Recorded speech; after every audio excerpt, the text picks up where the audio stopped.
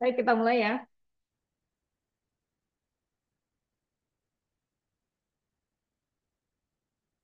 So, this is will be pertemuan ke 12.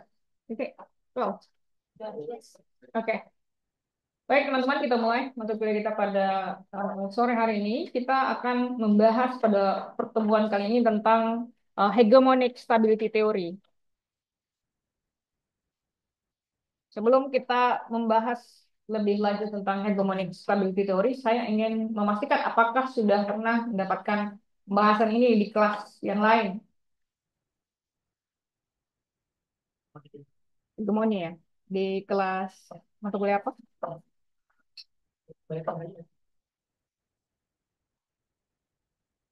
Kelas apa, Reza?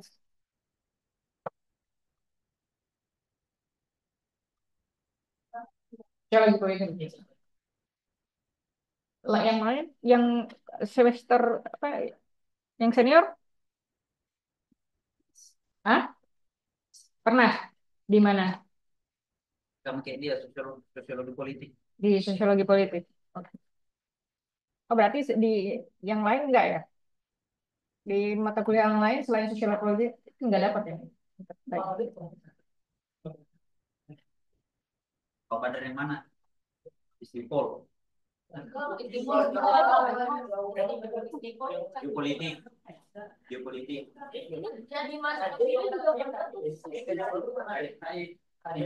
Jadi lupa.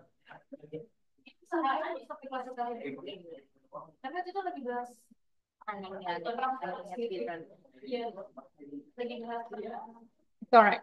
Oke, baik ya. Kalau misalnya di dalam penjelasan saya kemudian you think that's already redundant, I mean you already sudah belajar itu di kelas lain, just let me know. So I could skip it and line moving to the next pembahasan. Baik. Nah, hegemonic stability theory itu dibagi menjadi tiga turunan teori, which is basically classical HHT atau hegemonic stability theory, kemudian neoclassical HHT, and neo hegemonic stability theory. Setiap turunan dari ketiga turunan teori dari HST ini menurunkan masing-masing tiga ya. Pasti ada turunan yang jauh lebih banyak daripada ini, tetapi yang paling em, influential dalam turunan teori ini adalah yang ke-9 teori ini. Jadi kalau classical HST, hegemonic stability theory itu menurunkan yang disebut dengan pertama hegemony and power cycles, jadi teori hegemoni dan eh, power cycle atau cycle kekuasaan. Kemudian yang kedua adalah menurunkan benevolent hegemony theory and realis HST.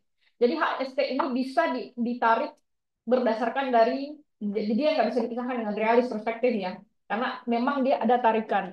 Nah, kenapa pertanyaannya adalah kenapa dia menjadi mainstream teori yang berbeda dengan realis? Karena dia bisa mampu menjelaskan secara general kontekstualiti dari kekuasaan yang terpusat pada satu organisasi, satu aspek, dan satu negara. Kemudian, neoclassical HST itu menurunkan tiga teori, yakni global financial governance, kemudian trade liberalization atau liberalisasi perdagangan, dan yang terakhir adalah MNC atau multinational corporations. Jadi mungkin kalau Anda sering membaca tentang atau belajar di kelas lain tentang globalisasi, dan dampak globalisasi terhadap kekuasaan satu negara, persaingan MNC dengan negara, maka dia menjadi salah satu bagian turunan dari neoclassical HST. Kemudian berikutnya adalah Neo HST. Jadi Neo HST ini melahirkan tiga turunan teori, yakni soft power and hegemony. Kalau Anda belajar tentang security study, ya sudah belajar tentang security study. Jadi kalau belajar tentang security study itu pasti dapat most likely ya penjelasan tentang apa yang dimaksud dengan material power, soft diplomacy, hard diplomacy, dan sebagainya. So dia menurunkan tiga turunan teori which is soft power and hegemony. Jadi secara sederhana sebenarnya di dalam perspektif ini Anda bisa mendapatkan hegemoni, ya, melalui pendekatan non material hard power.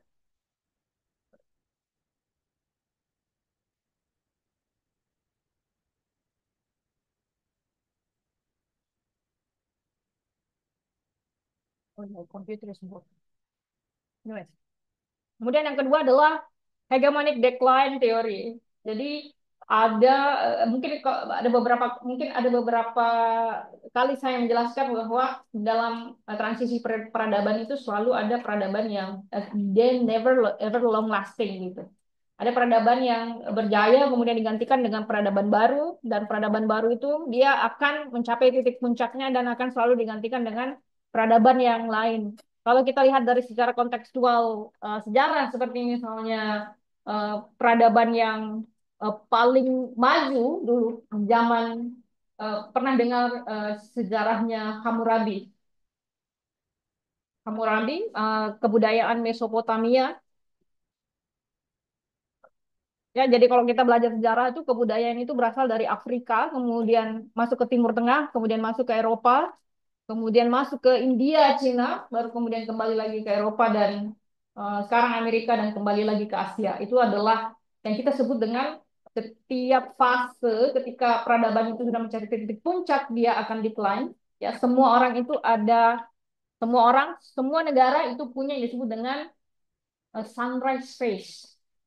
Ya, masa di mana dia punya productivity yang tinggi, kemudian menanjak karirnya, tapi ada fase di mana dia menuang, kemudian turun produktivitasnya. Jadi kita sebut dengan sunrise and sunset time. Nah, begitupun dengan kebudayaan. Nah, kalau kita bicara tentang hegemonic decline theory, kita bicara tentang bagaimana suatu negara ketika dia seperti misalnya Amerika Serikat. Sekarang Amerika Serikat, the biggest challenge for America is basically China. So the hegemony of US most likely probably going to be replaced by China in the future. So akan ada selalu transisi tersebut ya. Kemudian yang terakhir adalah securitization and hegemony, sekuritisasi dan hegemoni. Sudah pernah mendapatkan teori sekuritisasi? Sudah? Belum? Yang senior sudah belajar seperti tadi kan?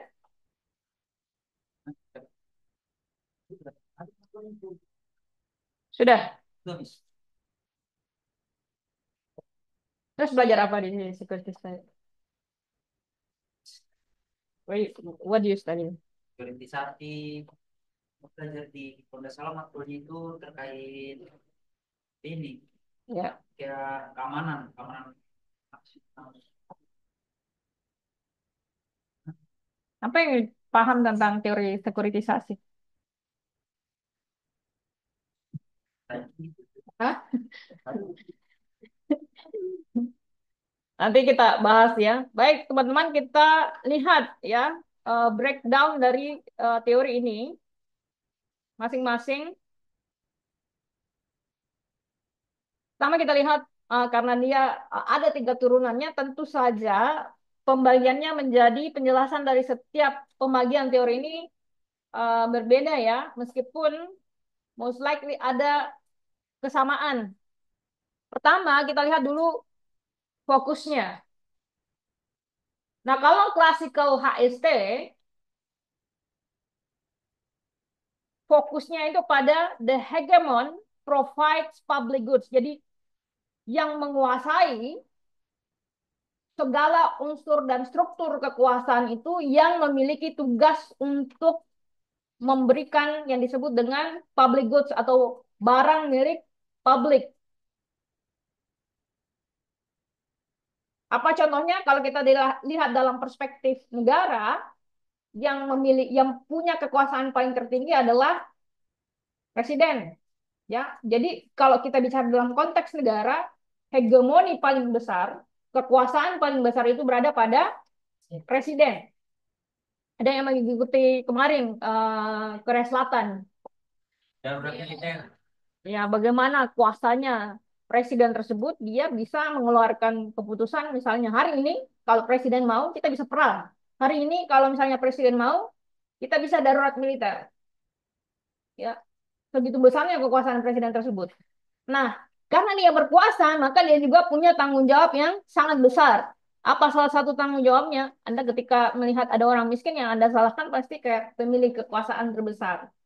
Jadi presiden itu memiliki function untuk memberikan atau menyediakan public goods, keamanan ya, atau barang milik publik, keamanan, stabilitas, pasar yang eh, terbuka, dan memastikan kalau kita bicara dalam konteks internasional, memastikan adanya keteraturan melalui dominasi.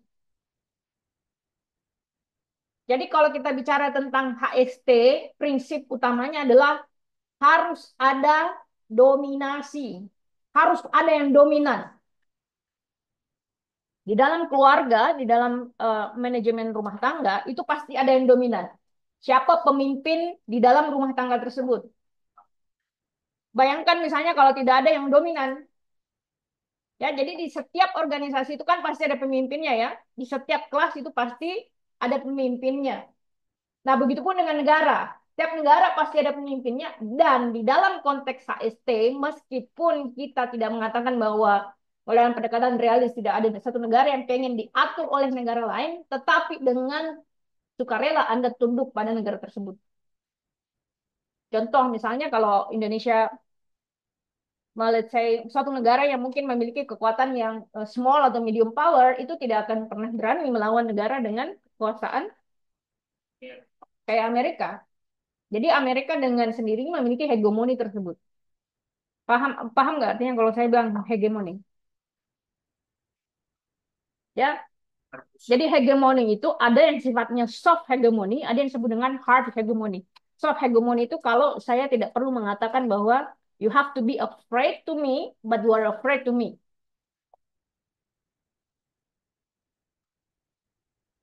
Ya, tapi ada yang mengatakan bahwa saya pemimpin di sini, saya bos di sini, Anda harus patuh kepada saya. That is basically hard hegemony. Stating it, stating. Kayak misalnya presiden itu hard hegemony, not soft hegemony. Tetapi kayak contoh pemuka agama itu soft hegemony.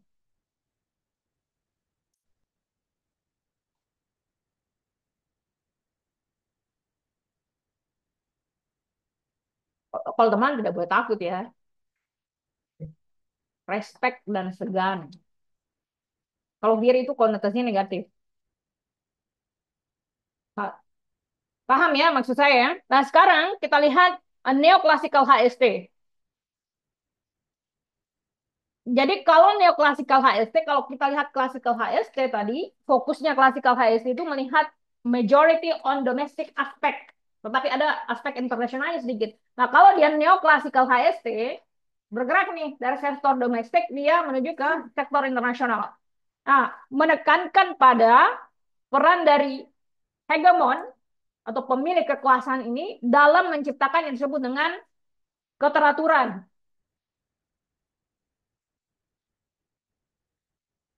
Ya. So in creating order, but incorporate structural constraint dengan menggabungkan hambatan struktural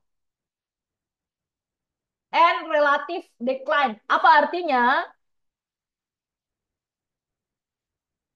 Jadi menekankan pada role of hegemon.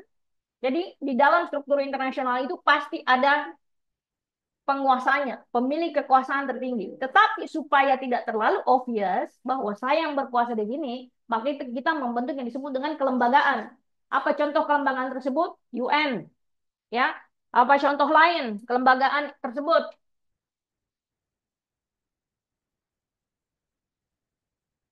Apa contoh kelembagaan internasional selain UN? ASEAN, apalagi? EU, apalagi?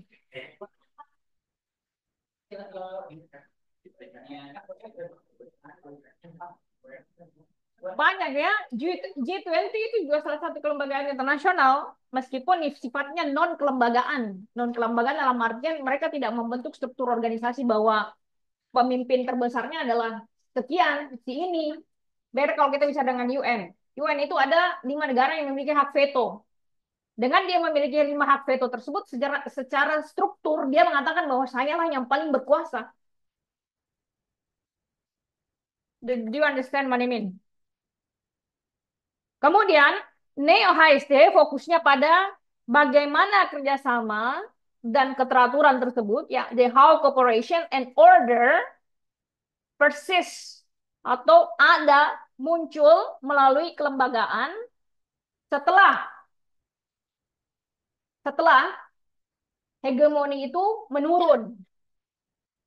Jadi, bagaimana kerjasama itu muncul melalui kelembagaan, ada kerjasama yang muncul melalui kelembagaan setelah hegemoninya itu menurun. Apa contoh negara yang hegemoninya menurun? Inggris. Inggris pernah mengkolonisasi sebagian besar wilayah di dunia, tetapi hegemoninya menurun dia. Bagaimana caranya supaya dia tetap mempertahankan hegemoni dia? Dia bikin struktur kelembagaan negara persemakmuran. Do you get it? What I mean? Ya. Kemudian kita lihat ya, fondasi teori dari classical HST itu sebenarnya berakar dari perspektif realisme. Nah, kenapa tidak digabungkan saja? Pertanyaannya, kenapa tidak digabungkan saja realisme dengan HST? Kalau begitu, kalau dia akarnya dari realis. Karena realis is not only talking, ya, is only talking about apa coba inti utama dari realis? Realis itu mengabaikan disebut dengan struktur kelembagaan. Anda bisa menghegemoni, Anda bisa menguasai sesuatu tanpa harus tidak bermoral, ya, tanpa harus tidak ada order atau keteraturan, ya, tanpa tidak harus ada lembaga, ya, dan tidak mesti harus selamanya hanya material power. Ya, jadi tidak mesti misalnya ya, Anda tidak jadi HST ini tidak melihat bahwa dia melihat bahwa realis itu terlalu sempit. Sehingga kalau mau melihat hegemoni, orang yang berkuasa, negara yang berkuasa itu hanya dilihat dari perspektif Anda punya kekuatan militer dan ekonomi yang luar biasa, tidak selamanya mesti harus dilihat dari perspektif tersebut. Karena ada negara yang tidak memiliki kemampuan apa namanya army yang besar, tapi memiliki hegemon. Apa contohnya? Ikat. Ingat hegemonnya, hegemon itu dia mampu mempengaruhi orang, mempengaruhi negara, tanpa harus menunjukkan bahwa kau harus tunduk pada saya.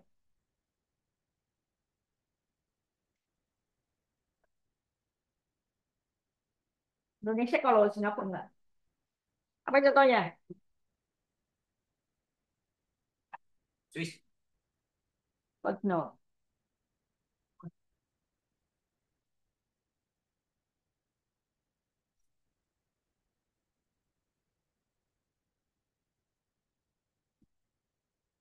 Kenapa?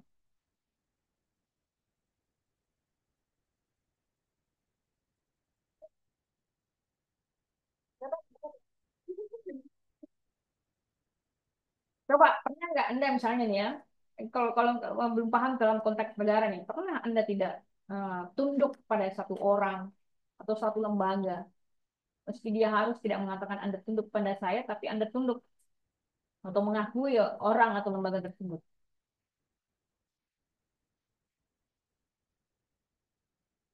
Kan tidak mesti harus menunjukkan bahwa lihat saya. Apa? Ikut di negara, organisasi. Kalau misalnya dalam konteks negara belum paham, Gitu. World Bank. Oke, logikanya di mana? Karena istilahnya mereka mereka kan mempunyai apa sih, mereka itu istilahnya kayak meminjamkan, istilahnya mereka memutar duit ke negara-negara lain kan. Mm-mm. Otomatis kan jika memang mereka jadi dalam satu negara jika mereka tidak bisa membayar atau apa kan pasti mereka diutangkan, otomatis kan tertekan, otomatis itu kan pasti berdampak pada kerjasama antar negara-negara lain. Tapi itu material power. Anda kalau nggak tunduk sama saya nggak pinjamin uang. You nggak bayar ya, you ada konsekuensinya. Ini lembaga atau negara yang dia tidak perlu memproklamirkan bahwa look at me. or you have to basically tunduk pada saya. Tapi Anda mau tidak mau negara itu tidak punya pilihan lain, tunduk pada negara tersebut.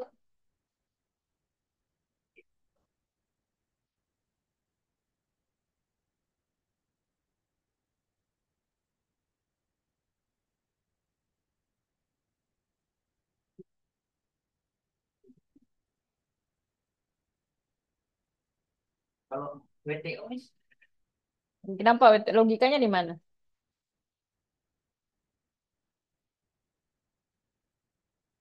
Hmm. istilahnya kan kayak bisa kita kita balik lagi di statement yang dijelaskan di situ kalau misalkan dia nggak perlu dilihatin ke orang, terus orang-orang tuh takut sama dia. Contoh itu kayak WTO. WTO itu kan istilahnya dia mengontrol bahwa semua itu berhak berdagang dan semuanya berhak untuk mendapatkan hak yang sama kan. Nah, di saat ada satu negara yang mereka istilahnya menutup kegiatan perdagangan mereka, otomatis mereka tuh langsung mendapatkan embargo dan sanksi-sanksi terikat dari negara-negara yang keberatan dengan hal itu. Oke, good ya. Bisa ya. Nah, sekarang kita lihat ya. Jadi kalau dia classical HST, turunannya itu diambil dari realis, fokus pada material power, dan hegemoni yang langsung dalam menjaga stabilitas global. Kalau kalian ikut be debatable ya, ingat kalau di kelas kita tidak bicara yang mana yang benar, yang mana yang salah nih, which one is the best recipe. No, we're talking about which one you think is like for you based on your own logic. Kan menurut logika Anda ini yang mana yang paling tepat nih? Logika saya belum tentu sama dengan logika Anda ya. Tergantung Anda substantiate ya, memberikan evidence pada argumen tersebut. Kalau pertanyaannya begini, haruskah menurut Anda nih ya, haruskah ada hegemon supaya struktur dalam hubungan internasional itu damai? Harus tidak ada hegemon.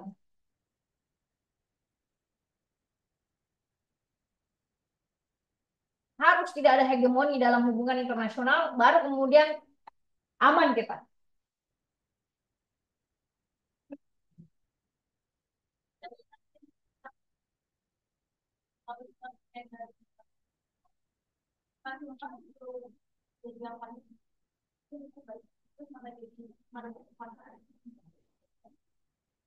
Kalau harus, jawabannya Karen kan harus. Siapa yang mengatakan tidak harus? Saya pengen dengar logika berpikir. Ada nggak? Atau apa?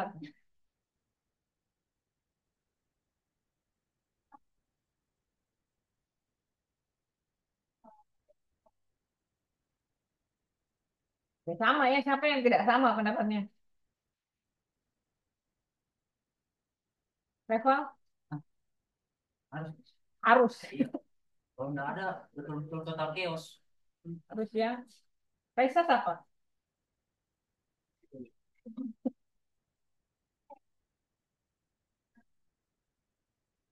Jadinya sekarang kok kayaknya juga harus karena tiap negara kan dia punya punyanya sendiri kayak peraturannya sendiri. Terus kalau disamain sama apa namanya kalau satu hukuman itu kan kita ikut sama yang Hmm. ketuanya juga kan. Hmm.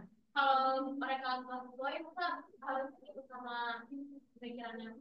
Jadi sebenarnya masuk akal. Ya, kalau menurut pendapatnya Research begitu, kira-kira ya, kalau Research mengeluarkan pendapat seperti itu, Research ini masuk kategorian mana nih dalam mainstream teori? Because you obviously not realist, bukan juga HST. Nah, Kalau menjawab seperti itu sudah menjelaskan bahwa Research ini bukan orang yang menganut perspektif realis dan HST. Berarti kan sisanya yang lainnya. So what are you kalau berdasarkan penjelasan tersebut?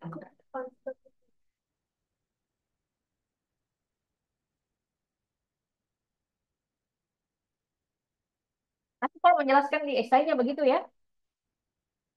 So if you have argument, let's say like suatu negara harus memiliki dominasi, berarti Anda harus menjelaskan itu berdasarkan perspektif teori ya. Kalau Alex apa? Ya, kalau Do you think negara harus punya hegemoni atau di dalam hubungan internasional harus ada hegemoni? sama jawabannya sama karena like there needs to sama kayak apa kayak there needs to be biar nggak ada ya maksudnya there needs to be a leader biar nggak apa sih nggak ada cuma kayak ada seorang yang berkuasa sehingga tapi yang berkuasa itu nggak boleh abuse in my opinion yang berkuasa itu nggak boleh abuse their power too much kayak But how do you ensure people yang sudah punya kekuasaan tidak abuse? Okay, the evidence is the U.S. is the biggest hegemon right now, and you say your argument, Karen's argument, and Atta's argument, and your argument says, as well as Revol's argument says, harus ada hegemoni supaya ada keteraturan. But in fact, the U.S. is country that basically melakukan perang paling banyak karena dia yang paling berkuasa. So if you stating that has to be hegemon supaya ada keteraturan, it says berbeda dengan kenyataan. The US can invade any country yang dia menginginkan. Apa yang terjadi di Irak? Semua mau dia.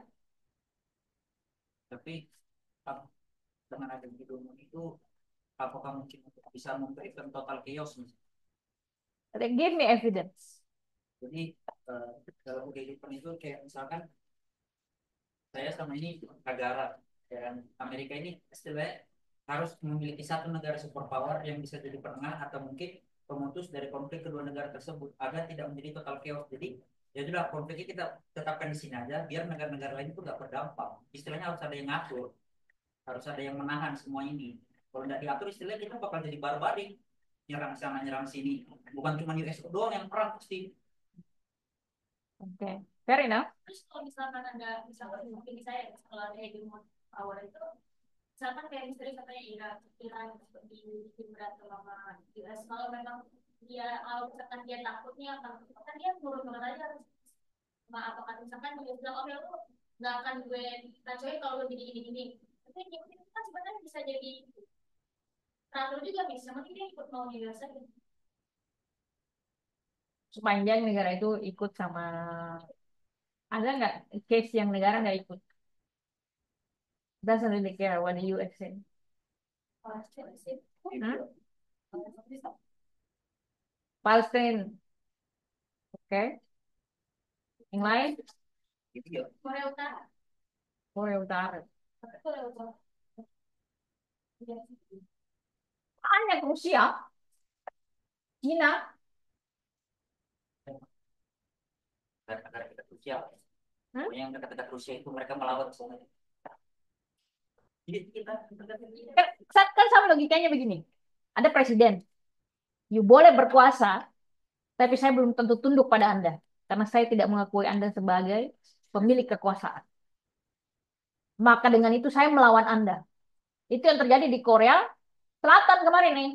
Anda presiden, oke Anda berkuasa. Tapi saya tidak akan menerima Anda keputusan Anda. Itu seperti itu. Dia punya hegemon, belum tentu saya takut pada hegemoni tersebut.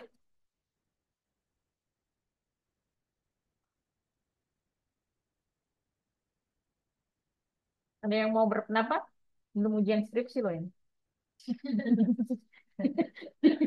Ujian skripsi pasti ditanya seperti itu. Kenapa misalnya referee realis? Coba evidence-nya apa? Buktinya apa? Bisa mengatakan seperti itu. Yang tidak sepaham dengan realis juga bisa mengatakan hal seperti itu. Ya. It's basically challenging the way you stating your argument. Kemudian neoclassical HST itu dibangun dari perspektif realis tetapi menggabungkan pendekatan liberal. Jadi perkawinan antara realis dan liberal melahirkanlah neoclassical HST. Jadi dia melihat bahwa systemic constraint, hambatan yang sistemik dan domestic factor. Apa contohnya systemic constraint, hambatan yang sistem, secara sistem terhambat dia, terstruktur. dalam hubungan internasional ya.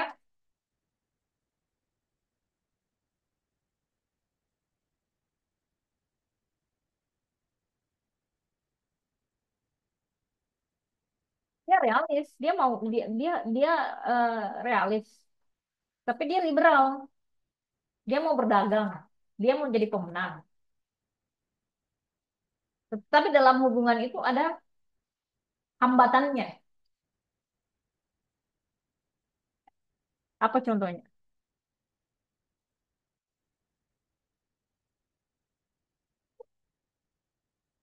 Dia mau berdagang, dia mau bekerja sama, tapi belum tentu itu disepakati oleh warganya. Negaranya mau, warganya belum tentu.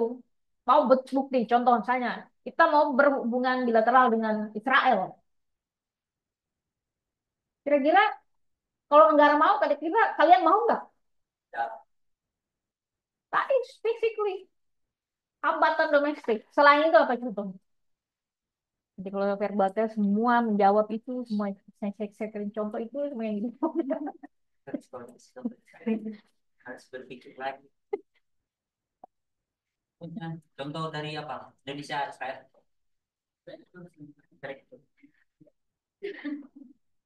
Oke.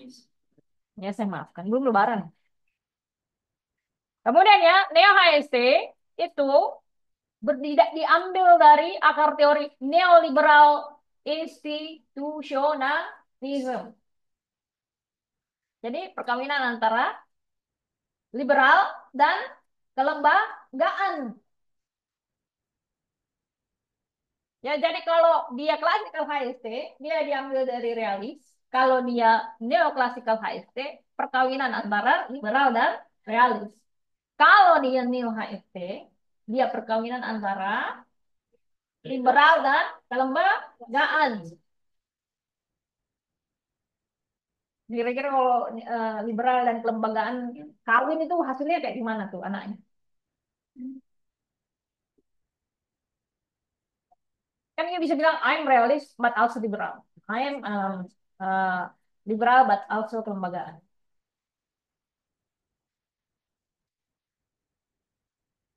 Kira-kira kayak gimana tuh anaknya tuh kalau liberal kawin sama kelembagaan?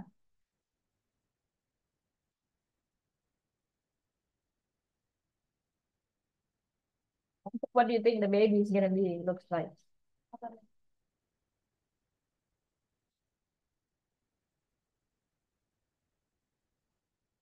Hah? Beda dong. Orang boleh tidak dapat kalau liberal juga dia yang gimana ya? Ini Oke. Yang lain? Coba. What do you think? Gue usah takut. Lebih baik menjawab sekarang daripada nanti di verbal saya tanya. bagian itu tingkat pada eh, apa ke hak hak ininya hak individunya kayak Oke. mendahului kelembagaan itu mendahului eh, hak asasi manusianya pada setiap individu. Sebenarnya sederhana gini, neoliberal, liberal ketemu sama kelembagaan. Siapa aktornya di liberal itu? Siapa aktor di dalam perspektif liberal? Individu. Siapa aktornya dalam kelembagaan?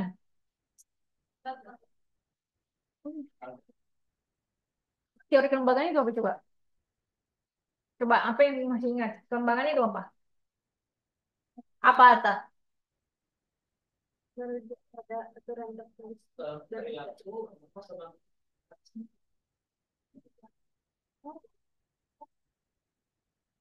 Apa Atta?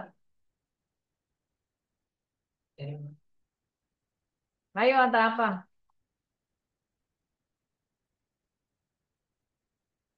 Apa Alex? itu uh, aturan tertulis membuat aturan merujuk pada norma atau aturan tertulis aktornya itu negara mau organisasi. organisasi. Inter. Sudah benar tadi jawabannya ini. Apa coba tadi?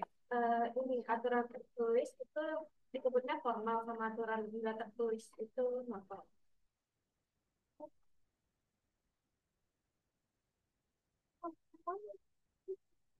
Kembali belajar kelembagaan ya. Itu videonya itu ditonton. Nggak ada lagi punya alasan tuh nggak dijelaskan. Ya. Kalau kita belajar kelembagaan, kita bicara tentang Aturan. norma. Norma itu bisa tertulis, tidak tertulis. Jadi formal dan informal. Siapa yang membuat norma tersebut? Lembaga. Bisa negara, bisa Organisasi. organisasi, bisa masyarakat, bukan individu. Artinya apa? Kalau liberal ketemu sama kelembagaan, you boleh bebas, tapi you diatur ya. Nggak bisa you sebebas-bebas itu. Maka dia lahirlah kebebasan yang diatur. Itu tuh kelembagaan itu seperti itu. Perkawinan antara kelembagaan dengan liberal. Coba bayangkan kalau dia dalam hubungan internasional. You boleh bebas, tapi teratur dong. Kayak gimana tuh hegemoni yang teratur? Bebas tapi teratur.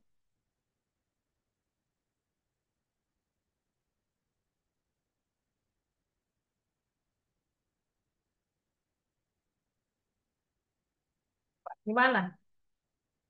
Ya. Ya tadi kayak misalnya soal hegemoni itu jadi kita tetap ada yang kita takutin tapi kayak nggak tertulis gitu. Apa contohnya? Hmm.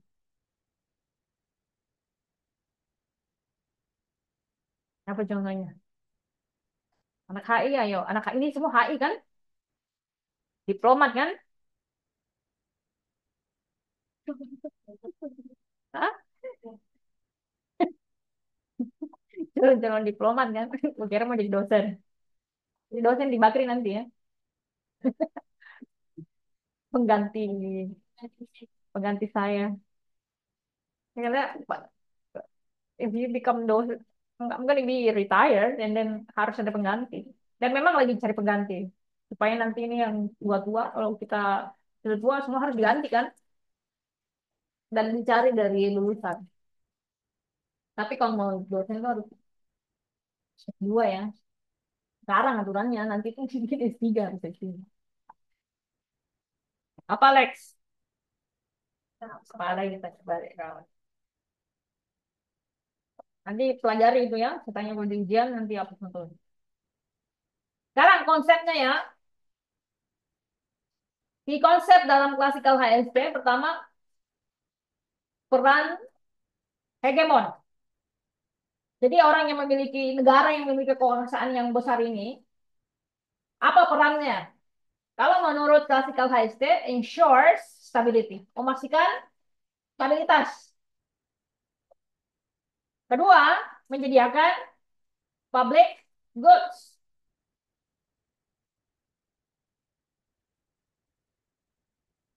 Karena neoclassical HST, di konsepnya adalah structural constraint. Jadi, a hegemon beroperasi antara atau within broader systemic limits. Dia punya kekuasaan, tapi dia tidak bisa dengan semau dia. Ada batasannya dia. Ya, apa contohnya? Dia bisa kayak sangat berkuasa, tapi dia tidak bisa semena-mena karena ada batasannya.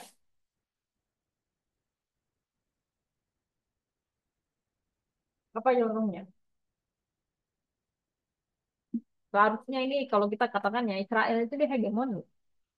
Dia bisa sangat semena-mena dia.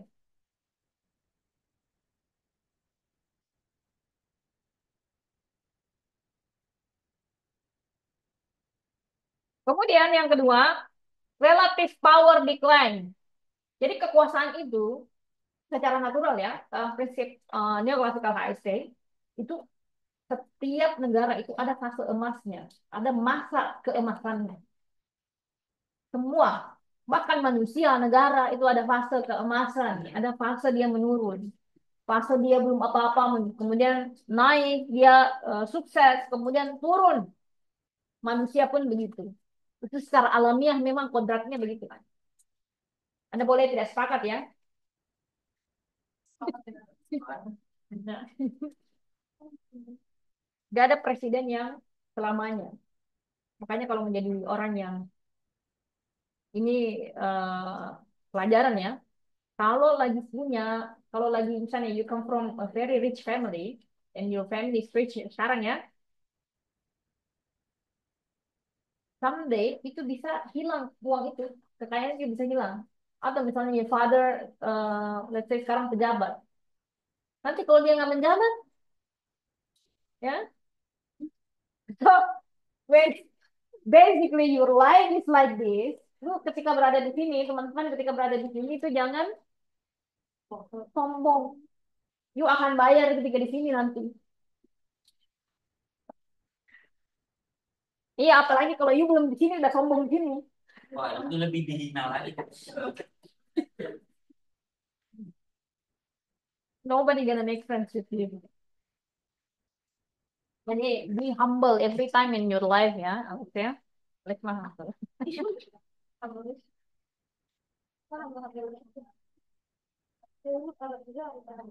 Kemudian berikutnya Neo HST. Jadi konsep dalam Neo HST ini pertama adalah institutional durability. Jadi, institutional outlive hegemonic dominance. Kelembagaan itu ada durabilitasnya, ada kemampuannya yang kalau ditekan, ditekan, ditekan, itu durabilitasnya kayak gini. Jadi kalau saya mau patahkan ini, itu kan ada titik poin di mana dia bisa patah. Jadi itu yang disebut dengan durability. Ya, misalnya kalau dalam kelembagaan internasional, bisa nggak lembaga itu kalau dia di pressure, akhirnya dia breakdown? Apa contohnya?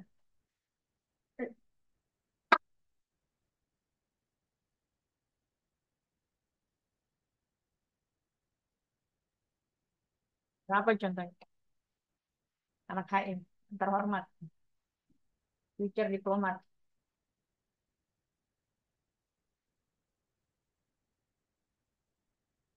Apa contohnya Resas?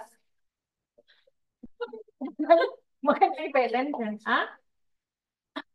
Ah? PKI. Coba lihat dalam konteks PKI bisa. Coba lihat konteksnya internasional apa? Ah, ah. Ah, ya.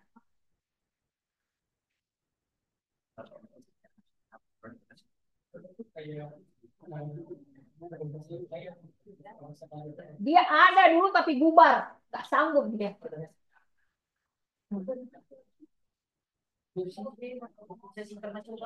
Banyak contohnya. Hah? Buat pintar Panjaitan.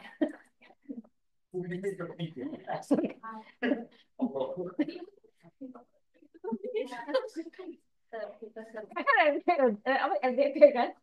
Kan panjangannya kan, sorry yang joke.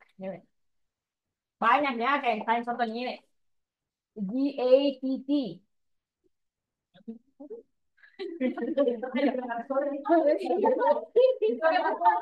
Hah? Is this the first time that you heard GATT? Yes. Baru pertama kali dengar, entire your life. Okay, you need to stop watching TikTok and read the book. GITT ini kan bubar diganti dengan apa penggantinya GITT? Hah? WTO.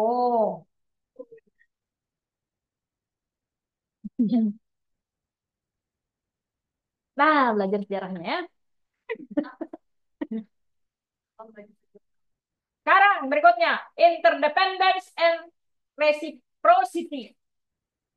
Apa yang maksud dengan interdependence and reciprocity? Apa artinya interdependence? Reciprocity artinya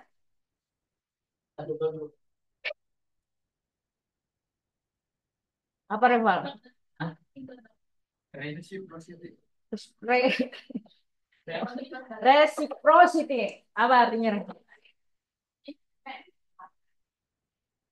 Si itu kan ketergantungan. Reciprocity itu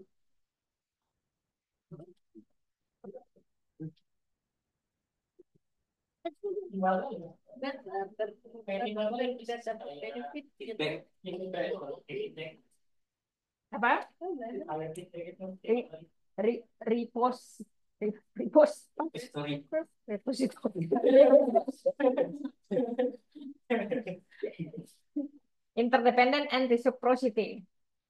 Awalnya reciprocity. Apa contohnya? Coba kasih saya lagi. Hmm.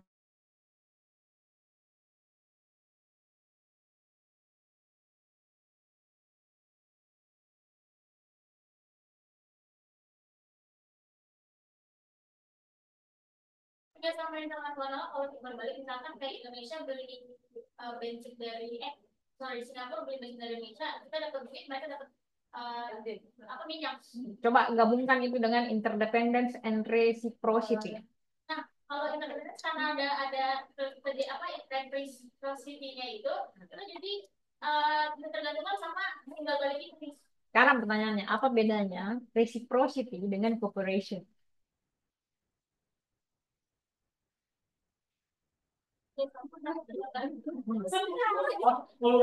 Cooperation perusahaan nih. Oh iya. Itu korporasi. Ini cooperation. Sama. Ya, Sama. bekerja sama. Ini contohnya itu kalau misalkan dalam perdagangan itu seperti ini mis kayak perdagangan mineral, Hah? mineral, mineral exchange. Jadi kayak kita punya barang, ya kan? Dia mau beli, otomatis itu kan istilahnya ada jalin kerjasama. Jadi feedbacknya itu aku kasih kamu barang, kamu dapat diskon. Istilahnya itu kayak ada Itu special kerjasama. price. Itu kerjasama. Atau reciprocity. Reciprocity itu kayak special price karena ada jalin kerjasama gitu. Masuk kan? Akhirnya nggak masuk. Jadi kalau kerjasama itu sama masing-masing menguntungkan. Ya, kalau kerjasama itu saling menguntungkan. Apa bahasa game teorinya? Win, win. Kalau dia suka banget menyebut reciprocity, dia zero sum, zero sum game. Apa artinya zero sum game? Ada yang menang Ada yang menang, ada yang kalah. Karena ketika dia melakukan pembahasan tersebut, timbal baliknya belum tentu seimbang, sama. Dapat belum? Apa contohnya? Kerja dia melakukan hubungan, tetapi ada yang dia lebih untung, kita belum tentu untung seperti dia sama gitu. Ekspor barang lagi. Kita beli barang-barang. Kalau itu kan karena kita mau ya. Masuk masuk contoh nggak? Hah? Masuk contoh nggak? Tapi kan kenyataannya kayak gitu persis. Apa contohnya? Belum tepat ya hari ini. Saya belajar lagi. Saya maaf. Apa? Belajar sendiri lah ya. Ya Allah ya Rahman. Kuliner dosa-dosa aku ya. Baik ya, kemudian metodologi. Nah, kalau dia classical HST, dia menggunakan historical case tadi, jadi dia pendekatan sejarah. Ya, seperti misalnya during hegemoni Inggris dan American leadership. Jadi kalau saya sangat sangat saya punya pendapat ya. I believe that the US someday is gonna decline and there will be new start. Amin. Hopefully ya. Belajar dulu kan. Kalau ngisi kelas cuma begini, gimana kita mau hegemon? Yang ada Pokemon.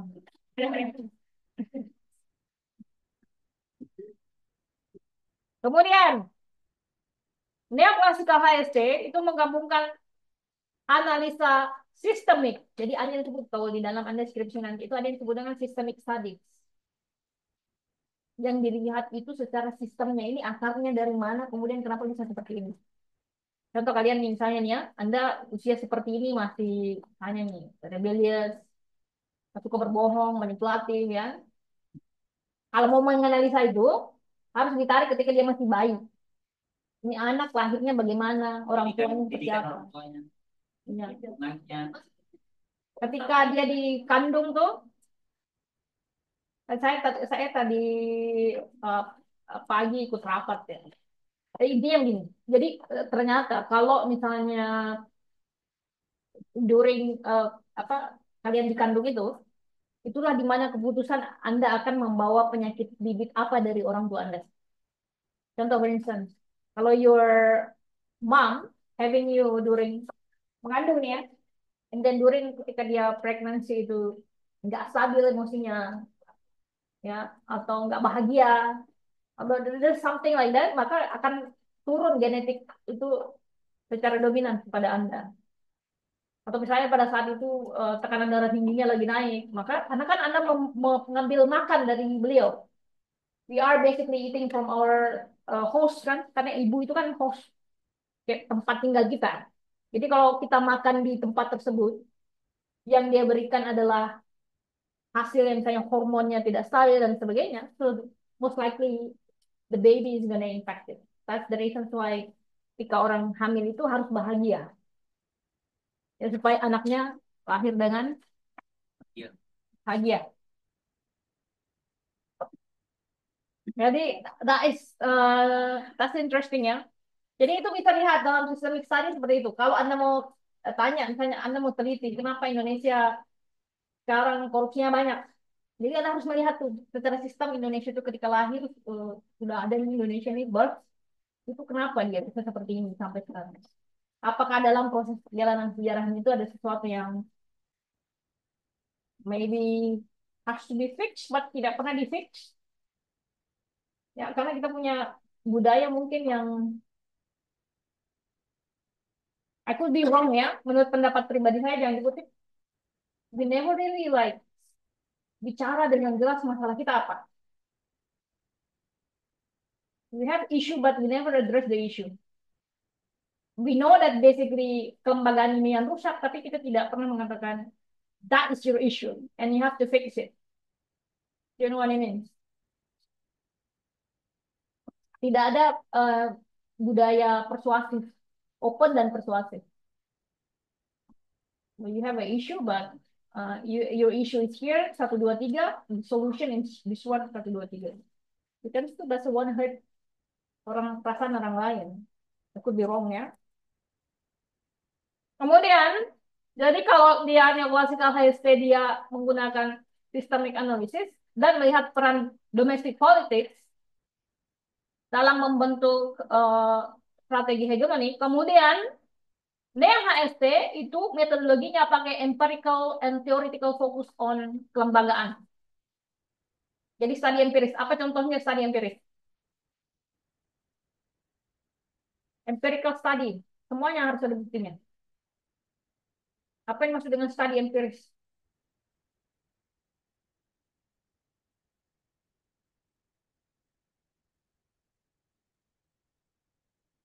Semua ada bukti ya. Pembelajaran sejarah juga ada bukti. What is empirical?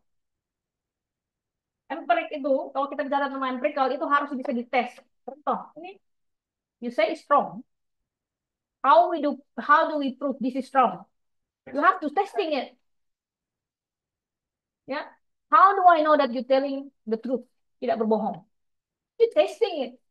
Nah, dalam hubungan internasional bagaimana kita mengetes?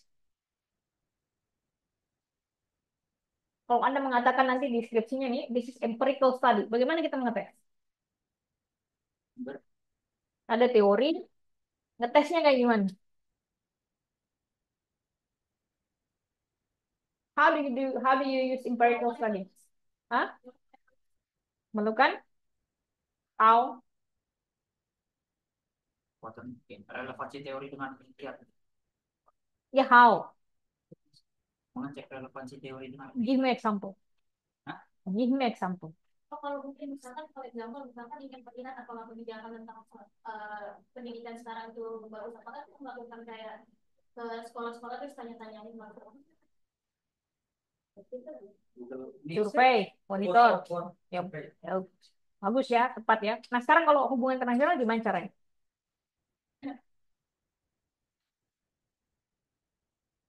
Gimana melakukan empirical study dalam hubungan internasional? Kalau tadi kan kebijakan gampang ya, kita ke masyarakat. Kalau hubungan internasional,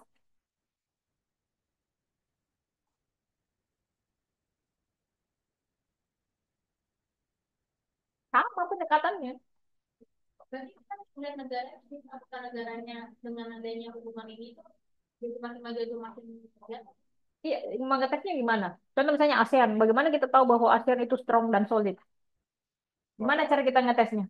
Dari laporan keuangan ini Hah?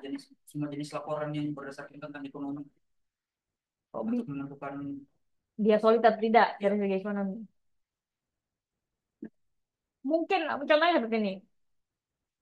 Dari dokumen kerjasamanya itu udah ada berapa? Yang dilakukan sudah berapa? Itu sudah empiris.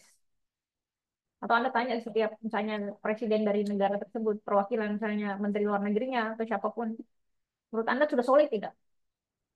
Kalau dia jawab solid, berarti dia berkelanjutan. Jadi harus ada teori yang ditesting ya. Kalau misalnya nih semua kita belajar teori banyak nih turunannya. Tugas Anda itu mengetes teori tersebut, proving the theory is right. Jadi jangan menggambarkan teori ya, dites teorinya. Even me, if you disagree, tes aja. Saya belajar dulu. Saya sembarang nggak belajar pun nggak tes. Sekarang, view of change. Bagaimana klasikal HST melihat perubahan? Jadi melihat dia dia kalau klasikal HST order collapse. Jadi keteraturan itu dia hancur ketika hegemoni ini menurun. Jadi kalau hegemoni menurun akan terjadi ketidakstabilan. Misalnya hegemoni Amerika menurun, muncul hegemoni baru. Jadi karena ini ya. Jadi the US is decline, China is rising up. Kalau dia berada pada posisi yang sama, berarti kan tidak ada hegemon. Kalau masing-masing turun, misalnya ini saling bertengkar nih, di Amerika and China masing-masing bertengkar. Kalau sering bertengkar, dia nggak mungkin bisa punya hegemon. Karena war itu kan butuh uang. Kalau uangnya habis, bagaimana dia mau jadi hegemon? Ya. Nah, kalau dia decline, kedua-duanya decline, menurut dia, ya declining akan terjadi ketidakstabilan, ketidakaturan. Do you agree or disagree? For me, I disagree. Kalau saya tidak sepakat, kurang suka. Mbak Ani tulisan, saya mau mendengar alasan kalian. Kan once basic kalau menurut saya ya, setiap hegemoni yang turun itu pasti akan muncul baru. And there will always be orang yang more atau negara yang more.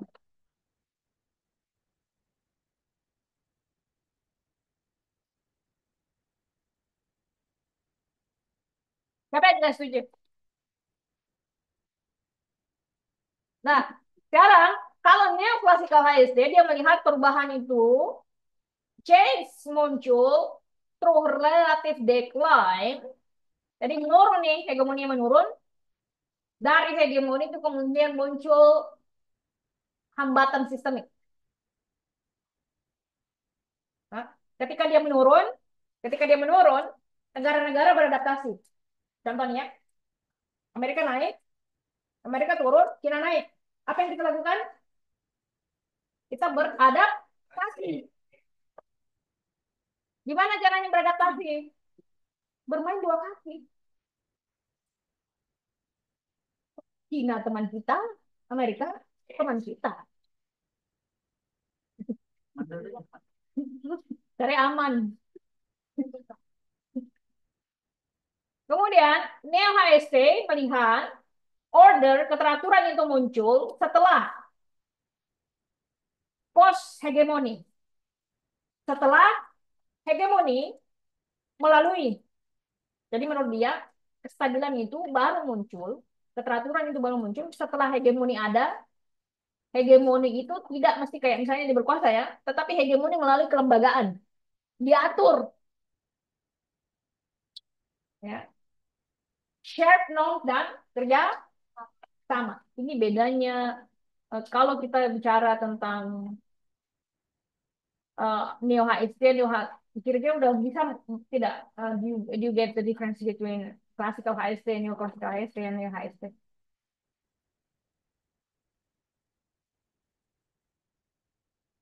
Itu boleh hegemon kalau kalau dia neo HST itu boleh hegemoni tapi kelembagaannya diatur ya. Kalau neo classical HST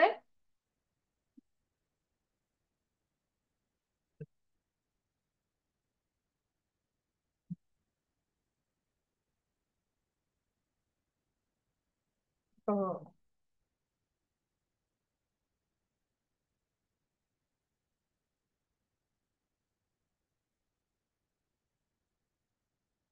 Kita lihat ya sekarang primary application penggunaan dari teori ini. Pertama, mampu menjelaskan expand stability, stabilitas during hegemonic periods. Jadi terjadi stabilitas setelah adanya hegemon yang berkuasa. Seperti misalnya ketika British hegemonic. Ya, di abad ke-19. Oh, abad ke-19 tahun berapa? 1800-an. Dan US leadership post setelah 1945. Jadi Amerika itu berkuasa, dia menjadi dominan setelah 1945. Do you agree with that? That is debatable ya. Jadi dia bisa menjelaskan terjadinya stabilitas setelah adanya hegemon yang berkuasa. Kemudian neoclassical HST bisa digunakan untuk menganalisa decline of US hegemony. Menurunnya hegemoni Amerika Serikat dan dampaknya terhadap ekonomi dan sistem politik global. Apa kira-kira terjadi kalau Cina yang naik, Amerika turun? Mata uang internasional bisa gratis. Ya bisa, sangat bisa. Bahas internasional. Siapa yang pro Cina sini, siapa yang pro Amerika? Satu ini, siapa yang pro Amerika? Atau ada yang pro Rusia? Korea Utara. Korea Utara. Kemudian, PHST itu mampu menjelaskan bagaimana pemerintahan global dan kerjasama itu muncul dalam kelembagaan seperti WTO, IMF, dan UN. Kenapa orang-orang yang punya hegemoni ini mau bekerja sama? Dan dia udah tahu bahwa dia besar, tapi dia masih mau bekerja sama tuh. Ya. Nah, kalau di GPE kita lihat relevansinya itu peran hegemoni dalam menjaga pasar yang terbuka dan stabilitas dalam rejim internasional. Sementara neoclassical HST bisa memberikan gambaran tentang menurunnya hegemoni dan dampaknya terhadap keteraturan dalam ekonomi global. That would be interesting kalau Amerika turun dan China win the power ya.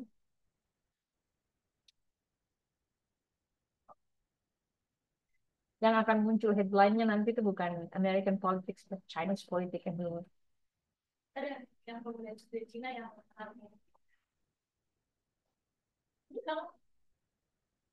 Oke ya, Neo HST itu menekankan pada pentingnya kelembagaan norma dalam menjaga tatanan global. Sebenarnya Neo HST itu gampang.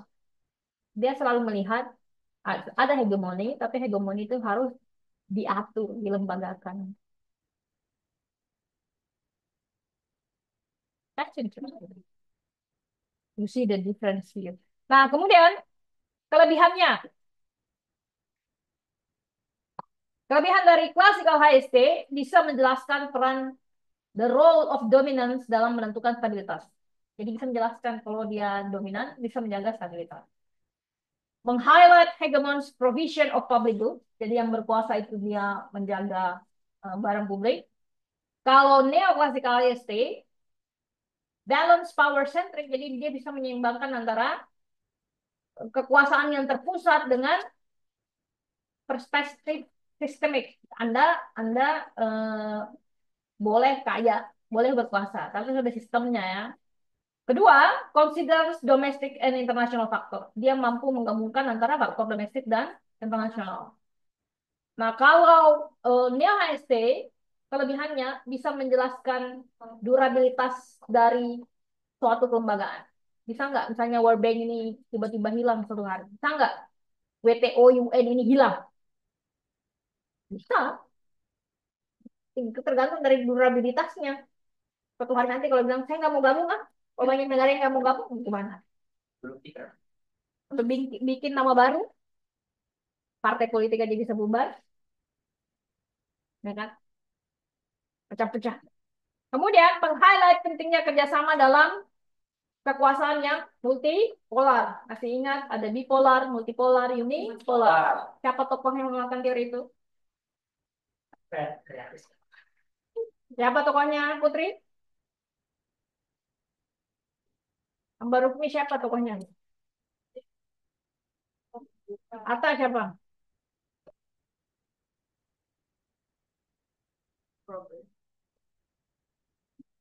Siapa Reval? Apa yang menghasilkan teori bipolar, bipolar dan multipolar? Energi. Karena, Wow. wow.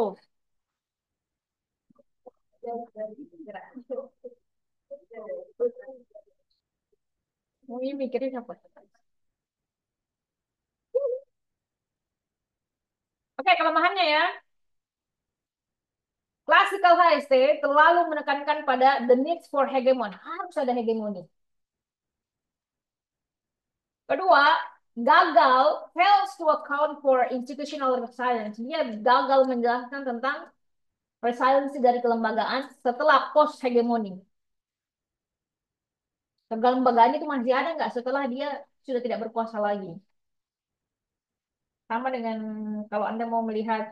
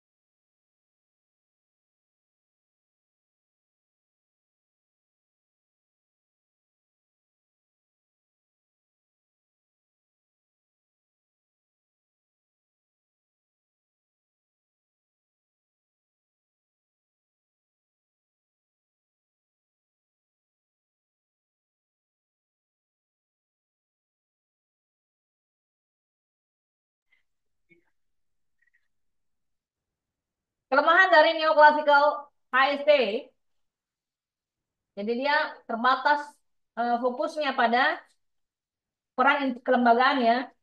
Kemudian may overstate the impact of systemic constraint, terlalu menekankan pada hambatan secara sistemik. Neo HST kekurangannya mengunderestimate peran dari the role of power, peran dari kekuasaan dalam membuat kelembagaan itu terus ada. Ya.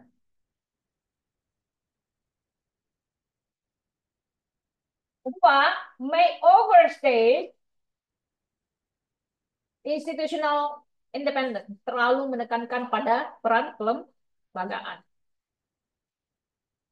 Dia nggak melihat kalau anggota kelembagaan itu nggak mau, bisa nggak aturan itu dicabut? Bisa. Apa yang nggak bisa? Selain di Indonesia ya, menarik. Ini ya dinamika politik. Oke, sekarang kita lihat turunannya. Jadi, classical HSC itu menurunkan tiga teori. Power transition theory. Apa yang dimaksud dengan power transition theory? Jadi, di konsep dari power transition theory ini ada yang disebut dengan hegemoni dan power cycle. Jadi, kekuasaan itu dia berputar. Ada masanya di atas, ada masanya di bawah. Jadi, masih ingat business cycle? Ya, kekuasaan itu ada dia naiknya, ada dia turunnya. Kalau dia tidak bisa mengembalikan kekuasaannya, maka dia akan gantikan. Tapi kalau misalnya dia bisa retrace back, maka dia masih bisa terus berkuasa. Itu dimaksud dengan power cycle. Bisa nggak presiden berkuasa terus-menerus? Bisa. Gantung kalau dia mau mampu menjaga eh, kekuasaannya. Ada nggak presiden seumur hidup? Ada. Siapa? Jong-un.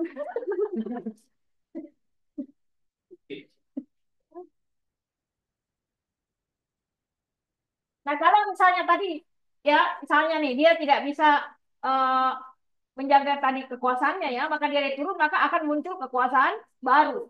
Dan kekuasaan baru itu sama, dia akan punya cycle yang sama. Kemudian, kedua, turunannya, benevolent hegemony theory. Benevolent hegemony theory. Apa artinya benevolent? Benevolent leader. Leader yang baik. Ada nggak hegemon yang baik? Tergantung siapa yang ini. Dalam hubungan internasional ya. Ada nggak hegemon yang baik? Tidak.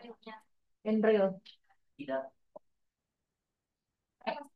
Ini boleh nggak ada yang salah dan nggak ada yang benar ya.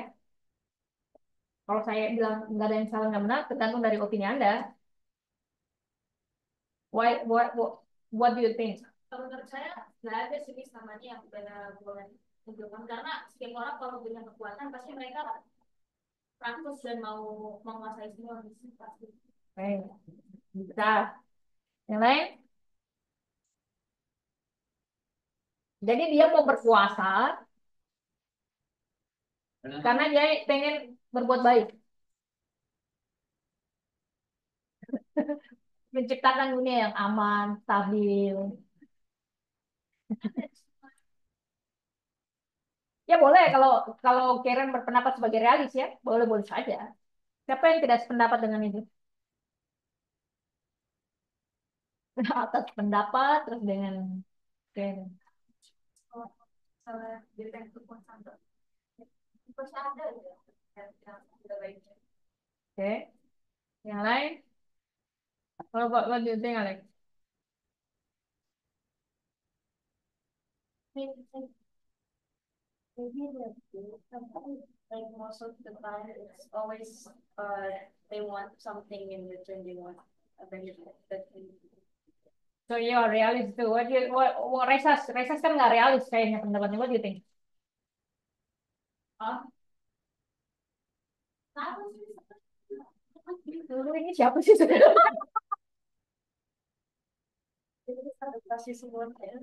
Tapi kalau pasti kalau punya power tuh Ini ada kecuali kalau memang orangnya dia kan kalau konteksnya presiden gitu kalau dia awalnya udah mengabdikan diri kepada negara ya mungkin pasti bisa kayak bisa apa sih hubungan yang baik cuma pasti di belakangnya pasti nanti ada aja itu kalau udah mau turun tuh pasti nah ya kalau ngomong jadi nggak sepenuhnya baik tapi Nah, kalau begitu, kalau misalnya Reisas berpendapat seperti itu, maka nanti bisa modelnya itu kayak Korea Selatan. Presiden kalau bicara konteks domestik politik ya, presiden cuma sekali aja menjabat, nggak usah 2 kali. Kalau pendapatnya semakin lama dia hegemon, maka akhirnya akan makin ya misalnya periode pertama dia kerja, periode kedua dia nggak kerja. Karena dia kan berpikir kalau periode satu kan dia berpikir saya harus kerja supaya periode kedua saya terpilih. Kalau periode kedua ngapain lagi saya kerja? Orang saya sudah nggak bisa terpilih lagi. Itu kan model berpikir begitu ya.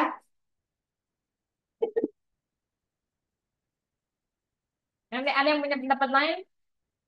Dinar apa? sama Sama siapa nih? Karen atau sama Karen? Karen atau Raisas? sama aja Sama nggak tadi namanya? beda Nah, yang mana you agree? Ya, apa coba tadi namanya? kalau orang berpuasa itu pasti ada aja yang nggak bagus. Gitu ya. Tapi Raisas juga berpendapat. Siapa yang disagree with that?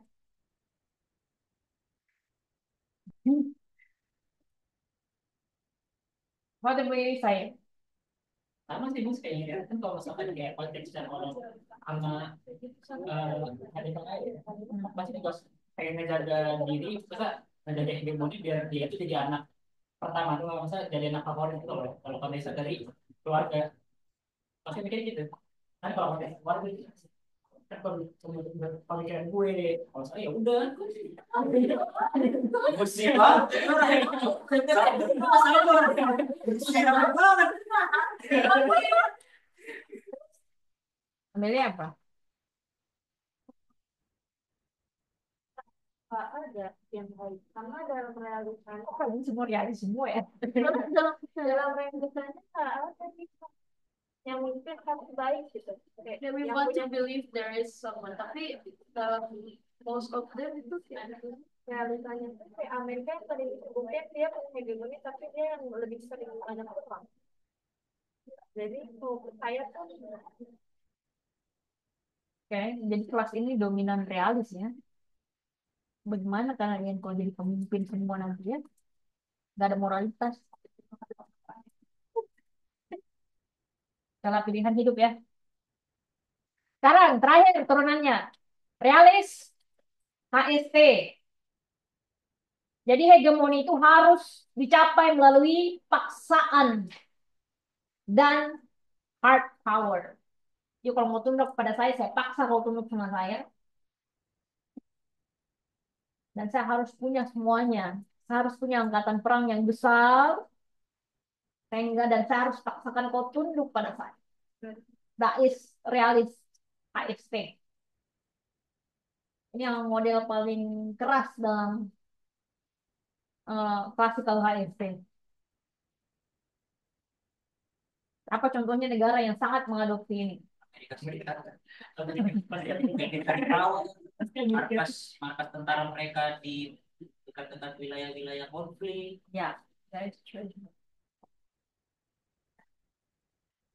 Siapa yang realis HST di sini? Parent. harus misalnya itu juga apa sih Buka gimana? Ada.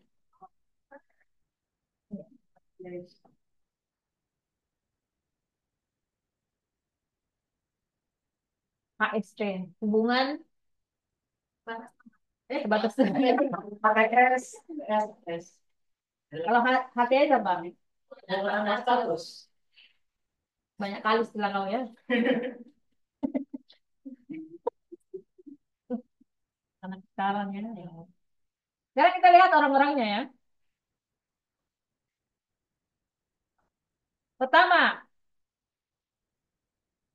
Charles Kindleberger. Charles yang punya Kindle dan punya burger. Nah, saya beliau siapa ya? Saya di Amerika, dari middle class family, PhD dari Columbia University, mengajar menjadi profesor di MIT, terkenal dengan teorinya International Economics and Economic History. Bukunya Manias, Panics, and Crashes. Jadi 4 ide utama dari Charles Kindleberger. Pertama, the role of hegemon, peran dari pemilik hegemoni. Dia berpendapat bahwa global economic stability, stabilitas ekonomi global itu membutuhkan dominasi. And that can provide leadership. Dominasi itu, hegemoni itu bisa memberikan kepemimpinan dan stabilitas dalam sistem internasional. You don't have to agree ya. You don't have, you could agree, you could also disagree. Kedua, economic order and public goods.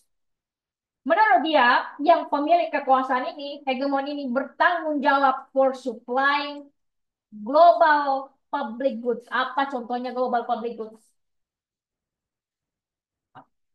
Global public goods. Barang milik publik tapi sifatnya global. Tidak hanya negara. Karena kalau public goods dalam negara kan kayak jalan ya, rumah sakit gitu. Kalau global public goods apa contohnya? Poin. Kalau kan global public goods. Tidak boleh kemudian negara itu mengkonsumsi suatu barang tersebut kemudian menyebabkan konsumsi kita terhadap barang tersebut berkurang.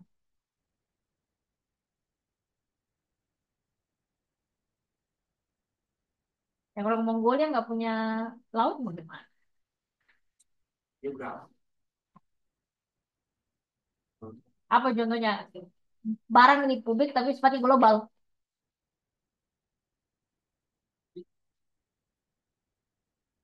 Punya masyarakat publik, punya masyarakat global.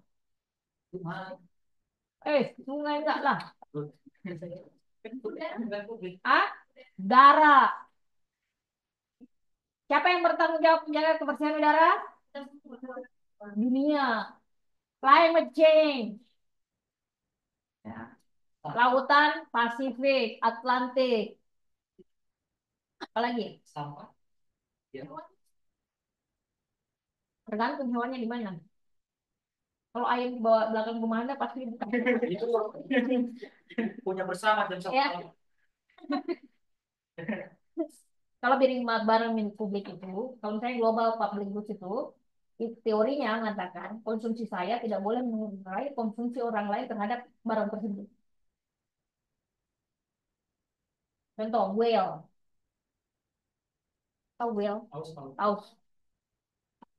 Paus yang berenang-berenang di Pasifik itu dan di Atlantik itu siapa yang punya? Ada.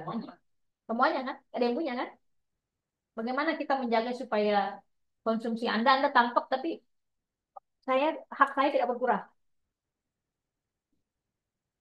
Ngomong dia kan konservasi. Hah? Gimana sih? Maksud kamu nangkap ikan, tapi aku tetap bisa makan ikan itu di beranak di Ya sama kalau di Indonesia supaya Anda tidak begini. Ada ikan di laut kita kan? Kan itu kan ikan dianggap sebagai barang milik publik. Konsumsi saya tidak boleh membatasi konsumsi Anda terhadap barang tersebut.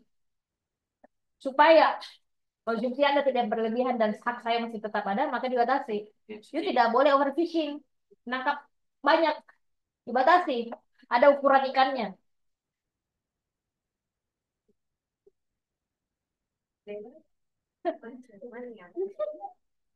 Kemudian ya, ketiga, stabilitas melalui hegemonic leadership. Jadi, menurut dia,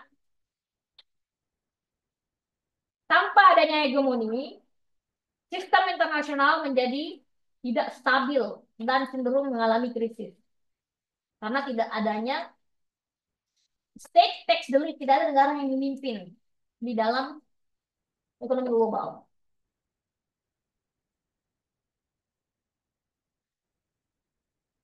Keempat, economic cycles and crisis. Dalam teorinya dia menggabungkan atau menghubungkan antara economic cycle dan krisis terhadap ketidakhadiran atau menurunnya hegemoni.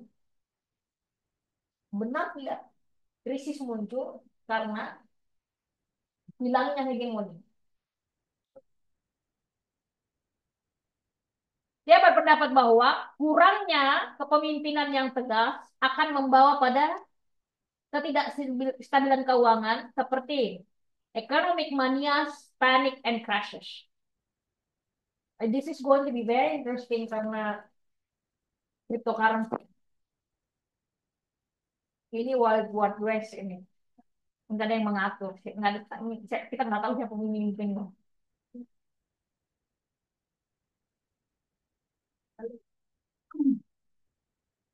Berikutnya, Robert Gilpin. Siapa yang sudah belajar Robert Gilpin? Perasaan anak bak itu selalu kenal Gilpin. Udah baca bukunya. Siapa yang tidak pernah dengar Robert Gilpin?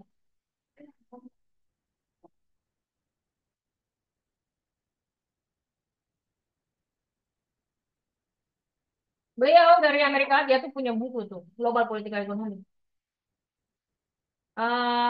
PhD-nya dari California Berkeley, profesor dari Princeton.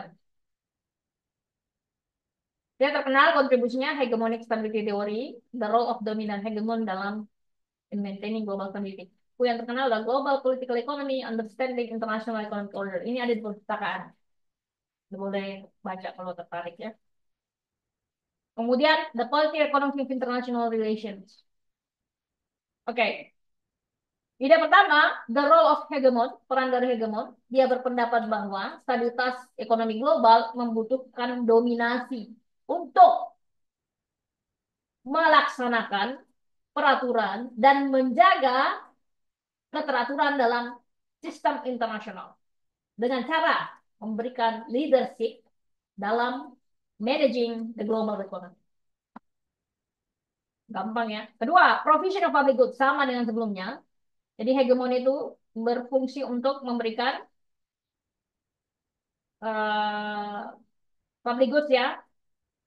Seperti misalnya maintaining open trading system, menciptakan platform atau model kerjasama yang terbuka, memberikan financial stability. Itu sebabnya ada muncul World Bank, ada muncul IMF. World Bank itu bagi negara yang kurang berkembang boleh pinjam uang. Kalau IMF, negara yang punya krisis keuangan moneter boleh pinjam uang di IMF. Kemudian, economic stability melalui leadership. Jadi menurut dia, a single satu-satunya, kemudian negara yang dominan itu penting untuk mencegah yang disebut dengan ketidakpastian global dan ketidakstabilan global. Jadi hegemon ini berfungsi untuk memastikan adanya kerjasama antar negara dan mencegah disorder, ketidakaturan yang bisa saja muncul dari kepentingan yang saling bertuburkan ketika mereka sedang berkompetisi. Negara tersebut terhadap kalau negara tersebut berkompetisi, pasti kan terjadi gesekan ya. Ya, yuk kalau misalnya mau memilih ketua BEM atau memilih ketua organisasi itu pasti bertengkar. Bukan bertengkar maksudnya harus kesimpulannya, bisa berdebat. Ya. Kemudian keempat, decline of hegemon. Bukan berpendapat bahwa the decline menurunnya atau hilangnya hegemoni bisa menyebabkan ketidakstabilan dalam sistem internasional. As no single power, karena tidak ada kekuasaan yang bisa mengatasi krisis ekonomi dan menjaga kestabilan global. Coba baca satu buku simpulkan ya. Berat banget. Berikutnya, Steven Krasner. Beliau dari PhD-nya dari Harvard University, kemudian mengajar di Stanford University. Beliau terkenal bukunya Sovereignty Organized Hypocrisy. Sekarang kita lihat 4 ide utamanya. Pertama, hegemon's role in global order atau peran hegemon dalam tatanan global. Krasner berpendapat bahwa kestabilan ekonomi global membutuhkan dominasi dari hegemon untuk menciptakan dan melaksanakan peraturan yang sudah dibuat dan peraturan yang sudah dibuat that governs yang mengatur hubungan internasional terutama dalam sektor keuangan dan finance, perdagangan dan finance, perdagangan dan keuangan. Kedua, provision of public good sama dengan pendapat sebelumnya, jadi memastikan adanya provision of public good seperti misalnya perdagangan bebas, global security, situasi global yang aman, ya, kestabilan keuangan yang bermanfaat bagi komunitas internasional, but may not be provided, yang tidak bisa disediakan tanpa adanya hegemon. Ketiga, unilateral action and stability. Apalagi artinya unilateral, ada bilateral, multilateral, uniter, unilateral. Kalau bilateral apa? Bilateral. Kalau bilateral apa? Dua. Kalau uni? Satu. Jadi satu berarti banyak. Uni satu. Kalau unilateral apa?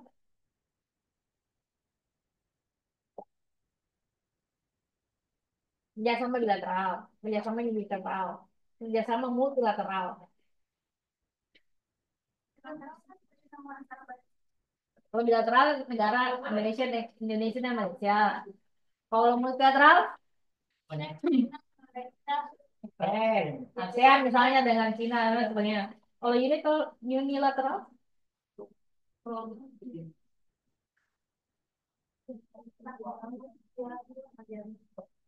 semester yang senior apa jawabannya senior? Hah? Dari kamu sih salah bis. Bener, itu Oke, kita belajar teori diplomasi kan? udah multi multi di Multi uni, itu banyak uni, itu ya antar region tapi jauh itu. jauh jadi kayak Indonesia sama negara yang jauh di sana misalnya Eropa Oh gitu. ke pemahaman saya seperti Itu unilateral. Kalau multi multilateral itu antar region. multilateral Apa sih? Aku bingung nih pokoknya apa. Logam, masa aku tulis email? Apa? coba yuk. Unilateral. Ah, Kalau unilateral itu bukan dua negara tapi ada presidennya sendiri. Seingat saya kalau gitu. Mana lagi senior kau di belakang? Aku berdua bisa paling tua di sini. PR ya.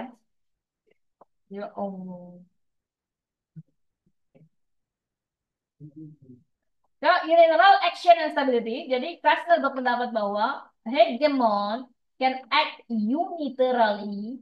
Jadi, hegemon itu bisa bertindak unilateral untuk mencegah, untuk menjaga stabilitas. Jadi, kenapa hegemon itu tidak bisa bertindak unilateral?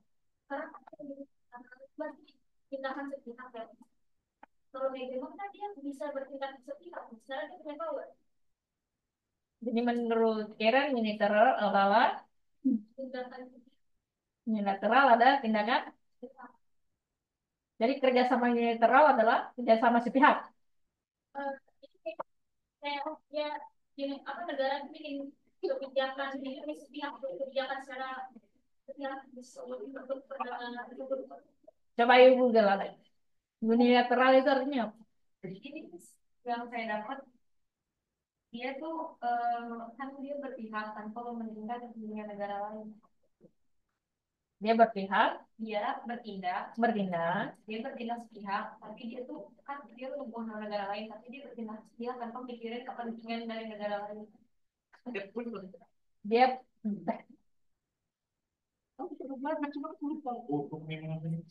Jadi dia jadi dia apa? Coba ulang. jadi dia itu bertindak tanpa memperhatikan kepentingan negara lain. Oke, artinya dia egois begitu. Ya,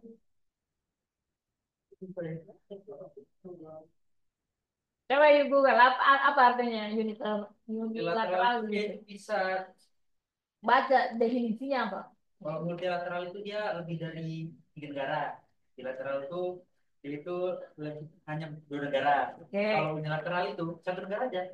Jadi satu negara yang suka-suka dia selama dia hegemon, apa punya kekuasaan, siapa yang parah. Begitu. Iya. Bisa ketawa nih salah.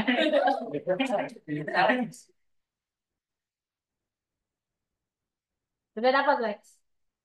Coba ibu baca definisinya. negara adalah suatu sepihak yang dibuat oleh satu negara untuk kepentingan sendiri tanpa memperhatikan. Coba pakai bahasa Inggris. Menurut Oxford Dictionary.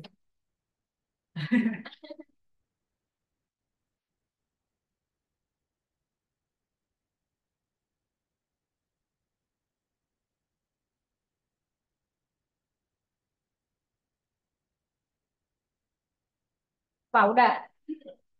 Apa? Coba baca keras. Yang lain dengar ya. Offers advanced by the dictionary of an action or decision done by or affecting only one person, group, or country involved in a situation without the agreement of the others. Dengar nggak? Raisa coba ulang. Wah ini dengar. Dengarkan sini, Alex. Ayo keraskan suaranya. Sebagai hegemon, ayo.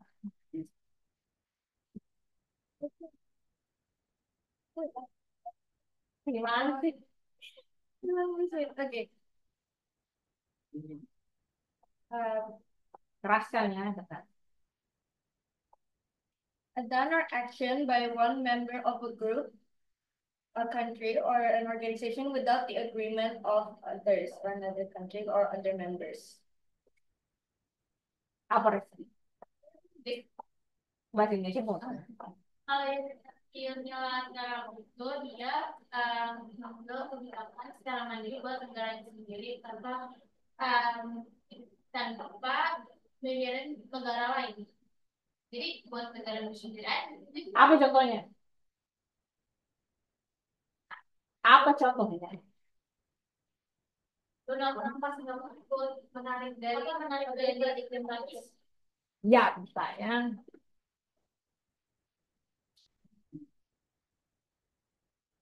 Jadi udah paham ya. Kalau nggak paham, belajar di teori diplomasi ya. Kita pengen ngajar diplomasi. Ada belajar diplomasi ya? Ya, belajar di situ ya. Bagaimana kok bisa? Terus saja kan.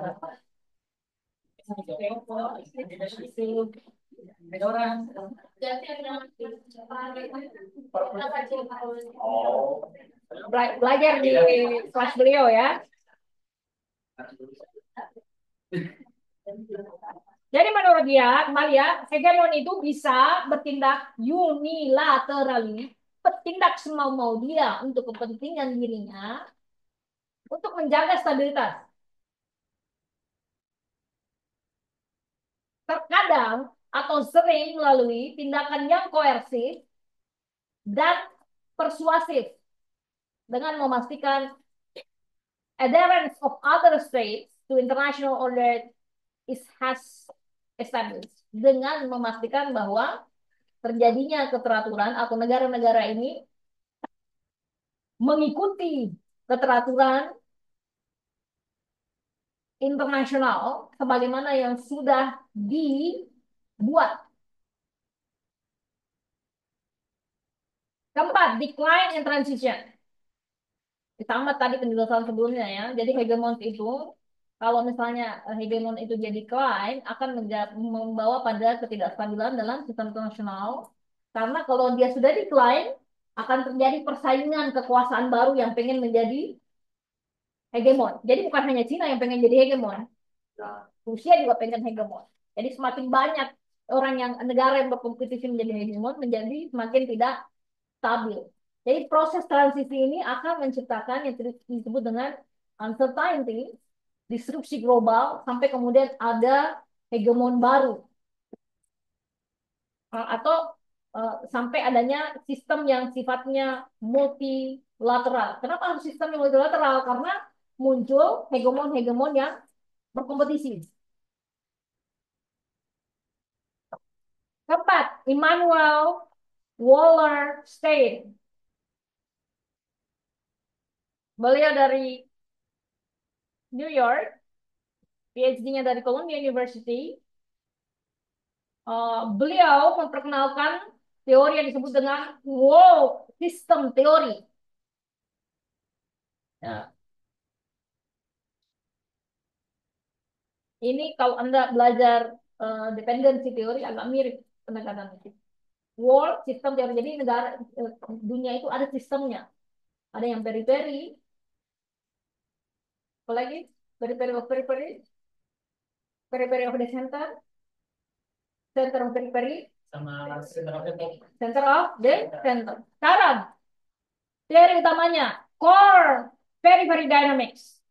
Apa yang dimaksud dengan core periphery dynamics? Dia menekankan bahwa division between core and periphery state, negara tengah, negara yang kuat dengan negara pinggiran, ya. Menurut dia negara tengah ini adalah negara yang hegemon. Tugasnya negara hegemon ini menciptakan international economic system. Jadi hegemon ini negara tengah, negara core ya. Jadi negara yang hegemon itu pasti dia negara core. Jadi kita kan belajar, masih ingat ya penjelasan saya, dependency teori. Yang ada negara ya tengah, kemudian ada di core. Ini yang disebut dengan core. Core ini sama dengan negara hegemon. Negara yang sisi, center of the center. Menurut dia tugasnya ini membuat stabilitas. Jadi akan selalu ada susunan ini PP, PC, CP, CC.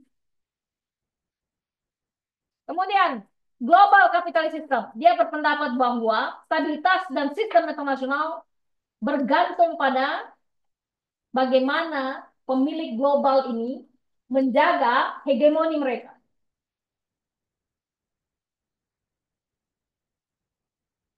That's it, next. Karena menurut dia, hegemoni menyediakan yang disebut dengan kepemimpinan dan memastikan kerjasama antar lapisan ini. Kalau dia Wallerstein menyebutnya kerjasama. Siapa yang menciptakan teori dependensi? Siapa? Siapa? Nama-nama Latin. Yang Ricardo. Hey, kok Ricardo. Siapa?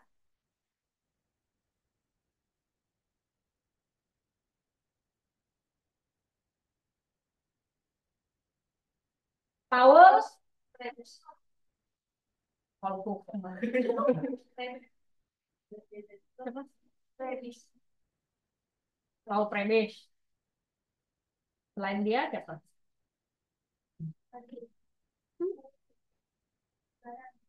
Paul? Sebutlah. Paul? Siapa temannya Paul Baran? Jauh nih.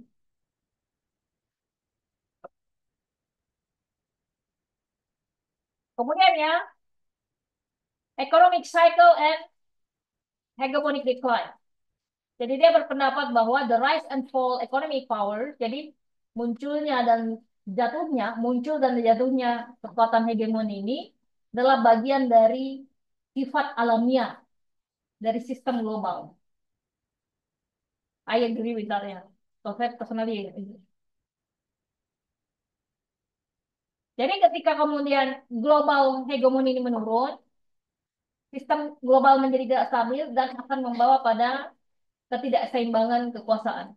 Kemudian keempat, world system theory. Ini yang harus Anda ingat. Luar biasa. Jadi dia memberikan teori bahwa negara dunia itu beroperasi sebagai single economic system. Sistem ekonomi yang single. Satunya. You agree or disagree? That's the better. Dengan hegemoni, jadi hegemon ini akan menciptakan satu-satunya single sistem ekonomi yang dipakai oleh seluruh dunia. Mau bukti? WTO.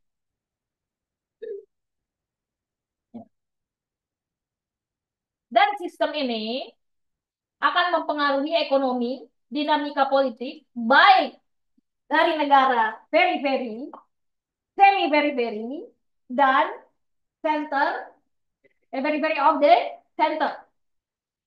Jadi dia membuat sistem ini yang mempengaruhi semua negara ini, ya, negara ini harus patuh dan dia akan menciptakan dinamika hubungan dan stabilitas hubungan antar negara-negara yang ada di lapisan ini.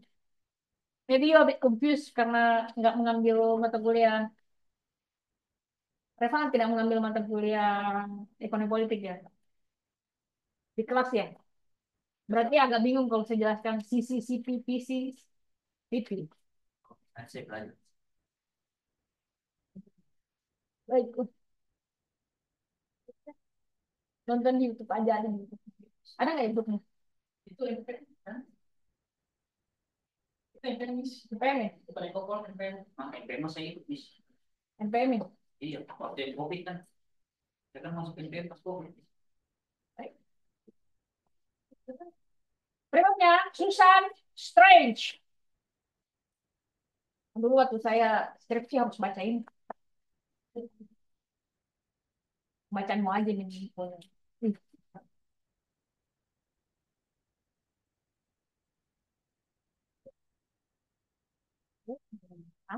Dokter saya ini, saya ini tidak berjalan.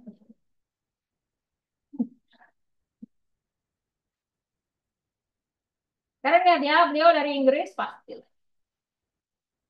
LSI, beliau sangat terkenal ya dalam pakar ekonomi internasional. 4 ide utama dari Susan Strange. Jadi Susan Strange ini salah satu tokoh yang kemudian menjadi mempengaruhi kita untuk menciptakan mata kuliah yang disebut dengan State Market Society.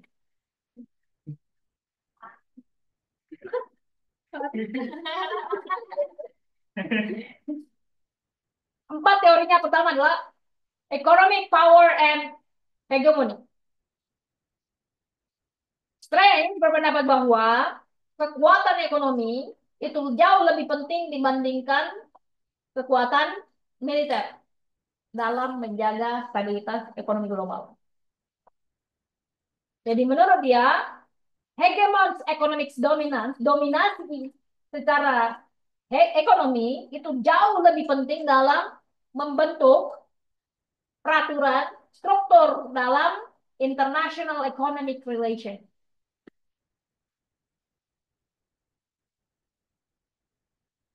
Betul. You may agree or disagree again ya. Kedua, global economic governance. Menurut dia, hegemon ini, negara yang memiliki kekuasaan ini bertanggung jawab for creating, untuk menciptakan dan menjaga kelembagaan yang meregulasi perdagangan global, keuangan, monetary policy, ensuring a stable international economic order, memastikan adanya keteraturan secara internasional. Keempat, struktural power. Jadi Strange memperkenalkan konsep yang disebut dengan structural power, di mana ya kekuasaan yang terstruktur, di mana hegemon ini menggunakan posisi mereka, ya hegemon ini menggunakan posisi mereka untuk membentuk sistem struktur global yang mampu mempengaruhi kebijakan, keputusan, ya bagi banyak negara tanpa menyebabkan adanya coercion, penyalahgunaan dan unsur keterpaksaan. Jadi dia bisa menciptakan keteraturan tanpa harus memaksa. Kalau tadi kan mengatakan bahwa ya lo harus patuh sama saya. Keempat, decline and instability. Strange berpendapat bahwa decline dari hegemon ini akan membawa pada ketidakstabilan global karena tidak ada satu negara yang mampu menjaga struktur dan sistem tersebut. Dan ini akan membawa pada masa-masa ketidakaturan sampai kemudian adanya atau munculnya hegemon baru. Kalau HST itu tokohnya sedikit.